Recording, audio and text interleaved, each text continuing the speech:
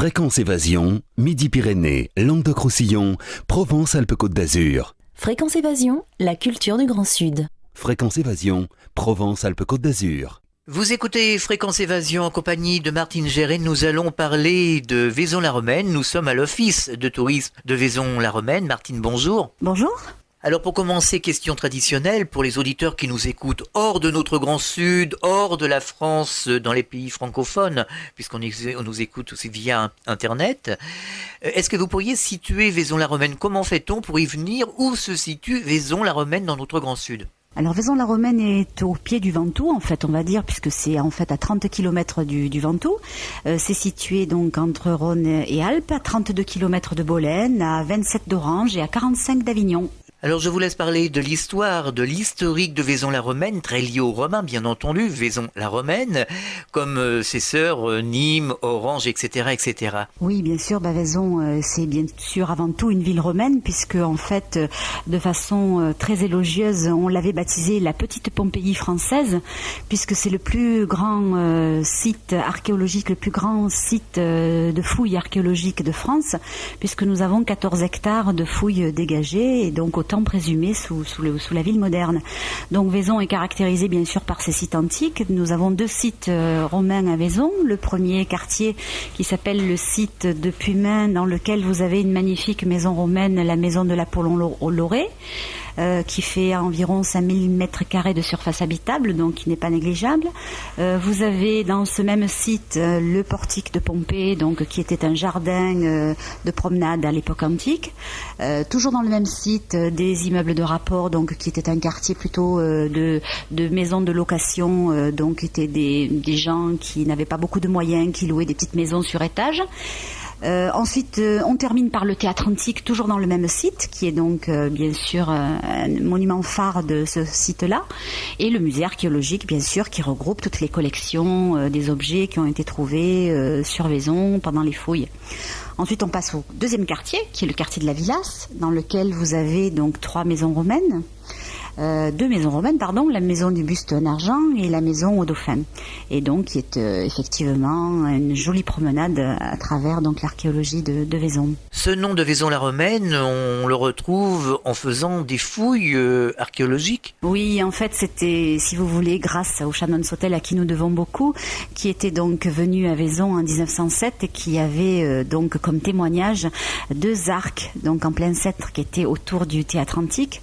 Et ces arcs donc étaient à jour, et il s'est dit en voyant ces arcs, ces Romains, donc il doit y avoir quelque chose autour de ces arcs. Il a commencé à effectuer des fouilles donc autour de ce que nous appelons les lunettes. En fait, les Vaisonnais le connaissent comme cela en fait, et il a découvert bien sûr les substructures d'un édifice public qui était en fait le théâtre antique.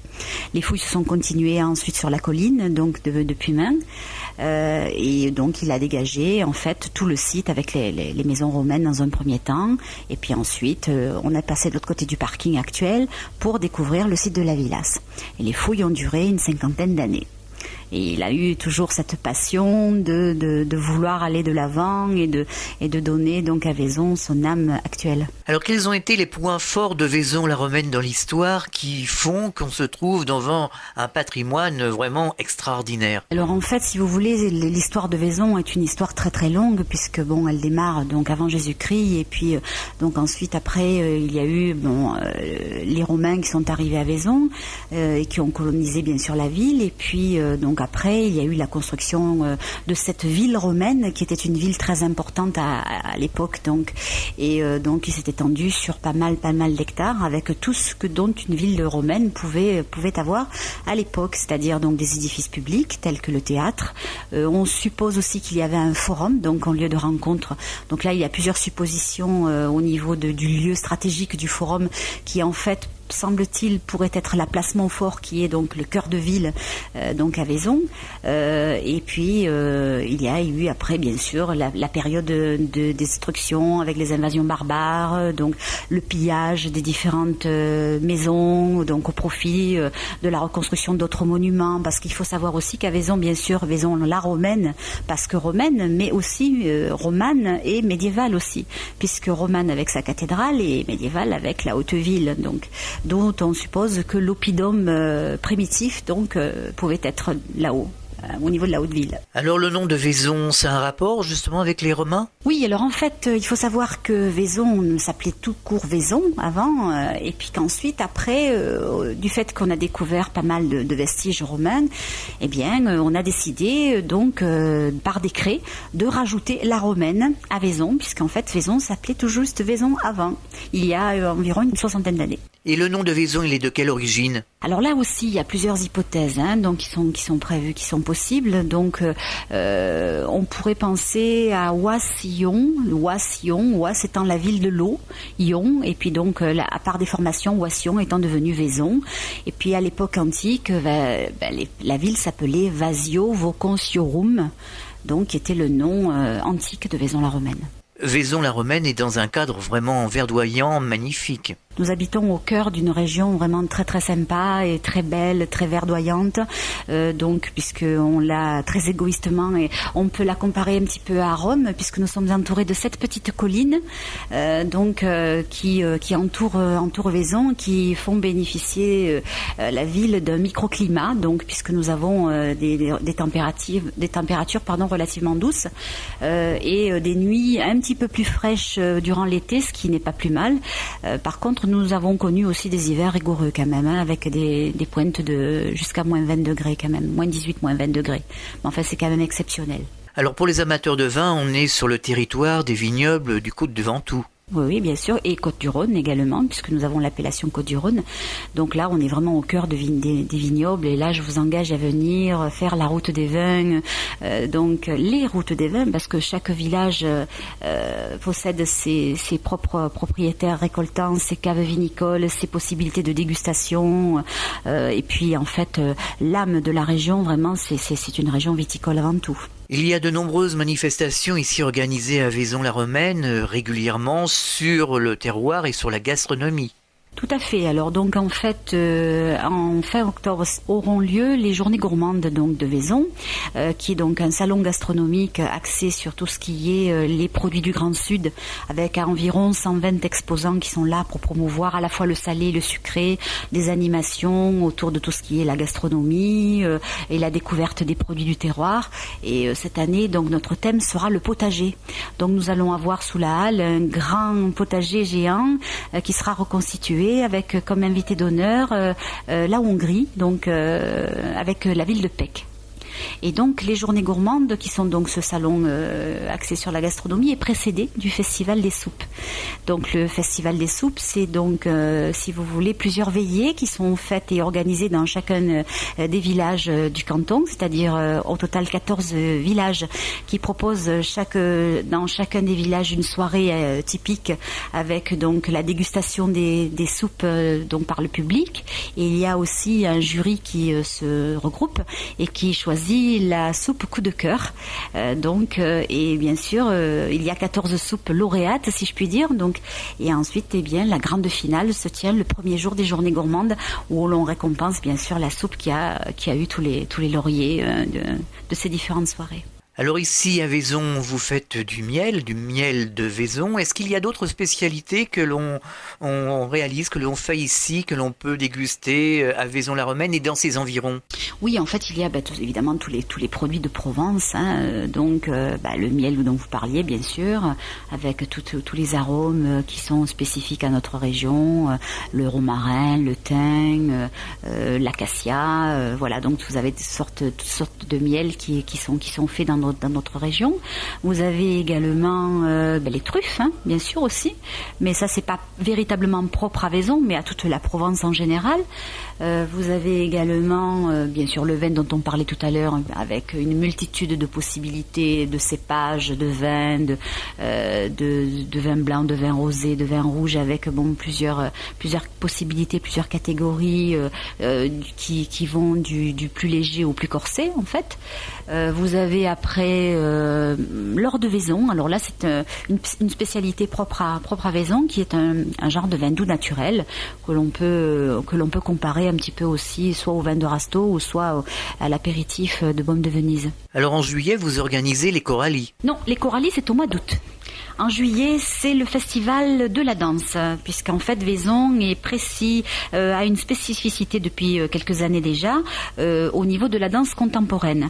Et là, le festival, donc cette année, aura lieu du 13 au 28 juillet et regroupe des spectacles bien sûr de qualité. Alors, et là, je vous engage bien sûr à prendre contact avec le bureau du festival pour avoir un petit peu plus de détails et si vous souhaitez faire des réservations, ce dont que je vous conseille vivement, eh bien, il faudra les appeler très vite. Ensuite, après cette danse, eh bien, nous avons les chœurs lauréats.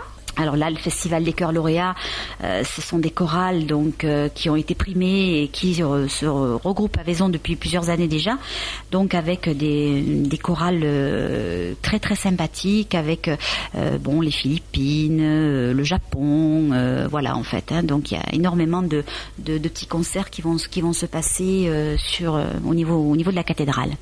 Et après, bien sûr, on enchaîne sur les choralies. Et elle draine environ entre 4000 et 5000 choristes tous les 3 ans à Vaison. Et là, la ville est véritablement en fête pendant une quinzaine de jours. Alors vous avez également des capacités d'hébergement, hôtels, gîtes ruraux, chambres d'hôtes, camping. Est-ce que vous pourriez nous en parler pour les auditeurs justement qui souhaiteraient passer des vacances à Vaison-la-Romaine ou passer des week-ends tout simplement tout au long de l'année? Alors vous avez bien sûr, comme toute ville touristique, des hôtels, vous avez des chambres d'hôtes, vous avez des locations, des gîtes, il y a quand même pas mal de possibilités en matière d'hébergement. À Vaison, vous avez un village de vacances, vous avez des hébergements pour groupe, il y a matière à pouvoir vous loger, donc vous pouvez venir nombreux, il n'y a pas de souci, on pourra vous loger. Alors il est à rappeler qu'il y a un musée archéologique à visiter. Vraiment, si vous venez à Vaison-la-Romaine, il faut absolument visiter ce musée. Tout à fait, le musée archéologique qui est donc un musée dans lequel sont regroupées toutes les collections qui ont été trouvées au cours des fouilles et qui sont classées chronologiquement et par thème, donc avec bien sûr mosaïques, fresques, les objets de la vie quotidienne, des maquettes de reconstitution des villas romaines, des photos prises donc à l'époque des fouilles, des panneaux explicatifs dans lesquels vous avez un petit peu tous les grands thèmes de la romanité qui sont expliqués. Des inscriptions funéraires, des statues, des fresques, tout ce qu'on peut trouver concernant le monde romain. Quel serait le message que vous souhaiteriez adresser aux auditeurs de Fréquence Évasion qui nous écoutent en ce moment pour les inciter justement à venir ici à Vaison-la-Romaine, passer des week-ends ou des vacances? J'aurais envie de leur dire, écoutez, que c'est une ville très très sympathique dans laquelle il fait vraiment très bon y vivre. On a tous les avantages de la ville sans les inconvénients de la grande ville, puisque vous trouvez à peu près tout ce que vous voulez à Vaison, que ce soit au niveau des commerces, au niveau des services, au niveau des artisans et autres. Donc vous trouvez absolument tout ce que vous avez dans une grande ville, mais sans la circulation, sans le trafic et sans les inconvénients de la grande ville où on est stressé en permanence. Et donc le trait primordial, si vous voulez, qui pourrait caractériser Vaison, c'est la douceur de vivre. Eh bien, pour terminer, nous allons donner les coordonnées de l'Office de tourisme afin que les auditeurs de Fréquence Évasion qui souhaitent avoir des renseignements peuvent vous appeler et puis ils auront tous les renseignements nécessaires pour passer un bon séjour ici dans cette magnifique ville de Vaison. Alors, les coordonnées de l'Office de tourisme, c'est le 04 90 36 02 11 et vous pouvez nous joindre tous les jours actuellement de 9h à midi et de 14h à 19h. Eh bien, merci de nous avoir parlé de cette ville de Vaison-la-Romaine. On en sait un peu plus maintenant. À bientôt sur cette même antenne. Au revoir. Mais au revoir. Vous écoutez Fréquence Évasion. Nous étions à l'Office de tourisme de Vaison-la-Romaine. À très bientôt pour un autre rendez-vous entre Menton et Toulouse dans le Grand Sud. Fréquence Évasion.